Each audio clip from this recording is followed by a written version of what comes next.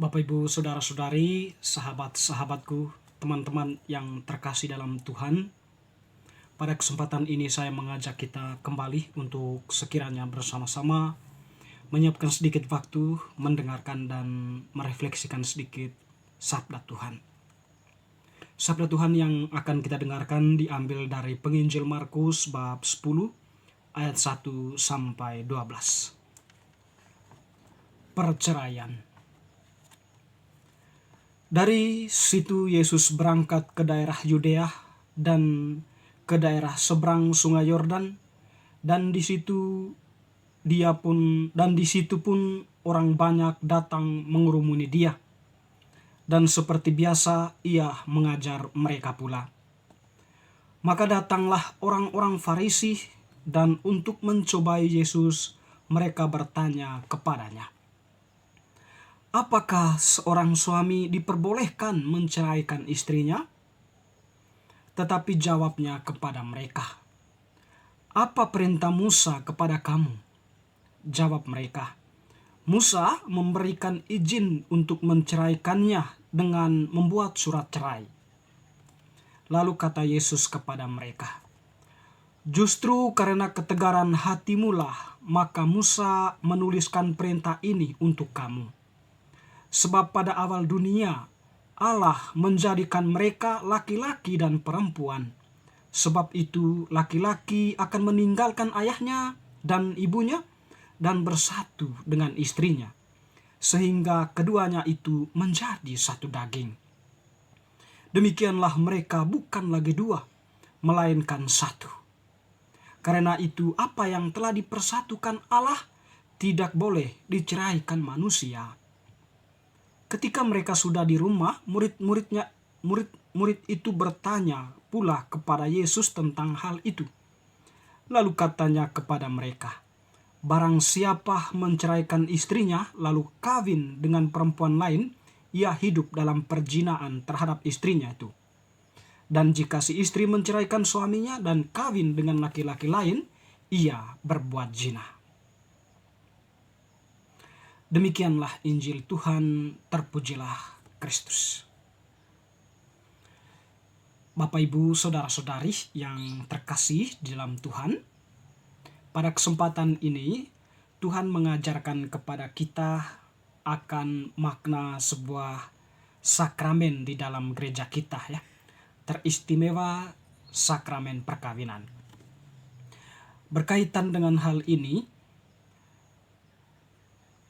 Penginjil Markus tadi menampilkan bagaimana eksistensi dari sakramen perkawinan itu, atau bagaimana sakralitas dari sakramen perkawinan. Jadi dikatakan tadi di dalam bacaan Injil, apa yang dipersatukan Allah tidak dapat diceraikan oleh manusia, dan sekiranya itulah yang menjadi salah satu pernyataan penting di dalam janji pernikahan yang telah dilangsungkan oleh pasangan suami istri ketika mereka mengungkapkan janji di hadapan Allah dan gerejanya. Teman-teman yang terkasih, perceraian bagi Yesus bukan merupakan suatu hal yang diizinkan, ya. Dan di dalam konteks Musa, sebagaimana yang dipersoalkan oleh orang-orang Farisi tadi, sebenarnya perceraian itu terjadi bukan atas kehendak Allah, ya, tetapi karena ketegaran hati manusia. Sehingga dikatakan tadi bahwa Musa mengeluarkan surat itu, ya, mengeluarkan surat untuk menceraikan istri itu bukan karena dikehendaki oleh Allah, tetapi karena memang ketegaran hati manusia atau ketegaran hati orang-orang itu pada waktu itu. Yesus mengatakan tadi bahwa dari hakikatnya atau dari sananya, ya, hakikatnya manusia dan laki-laki itu meninggalkan ayah dan ibunya itu, bersatu dengan pasangannya, lalu kemudian membangun sebuah rumah tangga, bahtera rumah tangga bersama, membangun keluarga kecilnya, dan di dalam kehidupan berkeluarganya itu mereka hidup saling melengkapi satu terhadap yang lain, saling mengerti dan saling memahami. Dan disitulah kemudian ekspresi dari sakramen perkawinan itu tak terceraikan. Dalam suka dan duka, laki-laki dan perempuan itu berjalan bersama, ya, dalam posisinya sebagai satu di hadapan Allah, bukan lagi dua karena janji yang telah mereka bangunkan sendiri.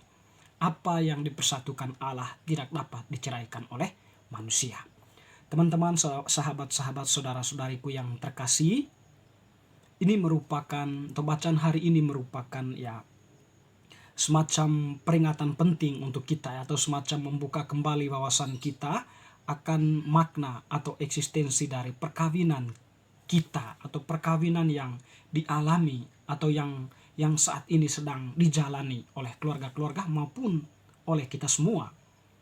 Tentu di sini yang diajak oleh Tuhan adalah hargailah janjimu di hadapan Allah, hargailah sakramen baptis, kesakralan sakramen perkawinan yang telah diucapkan di hadapan Allah dan gereja. Hanya dengan menghargai sakramen perkawinan itu, atau hanya dengan menghargai janji yang telah dibuat di hadapan Allah, maka ketegaran hati itu tidak akan terjadi, atau perceraian itu tidak akan terjadi. Sebab di sana yang dikedepankan itu adalah kehadiran suami istri itu adalah sebagai tanda persatuan antara gereja dengan kepalanya, yaitu Yesus Kristus. Di situ hanya ada cinta, ada kasih, ada pemberian diri, ada saling mengerti, saling memahami. Dan saya meyakini bahwa hal-hal itulah yang membuat bahtera rumah tangga itu bisa berjalan dengan harmonis ya, bisa berjalan dalam damai dan cinta. Dan ketegaran hati tidak akan memungkinkan cinta, kedamaian, kasih sayang akan terjadi ya. Dan oleh karena itu Tuhan mengajak kita untuk mencintai janji kita di hadapannya, untuk melakukan itu di dalam kehidupan bahtera rumah tangga yang dijalani. Dan di sini pun penting untuk kita selalu membangun komunikasi dalam doa bersama Tuhan, agar sekiranya Tuhan tetap menuntun, agar sekiranya Tuhan tetap hadir di tengah keluarga yang telah dibangun oleh kita masing-masing. Teman-teman, saudara-saudariku yang terkasih, semoga bacaan hari ini memberikan poin penting untuk kita yang menjadi landasan di dalam perjalanan bahtera rumah tangga yang telah dibangun masing-masing. Semoga.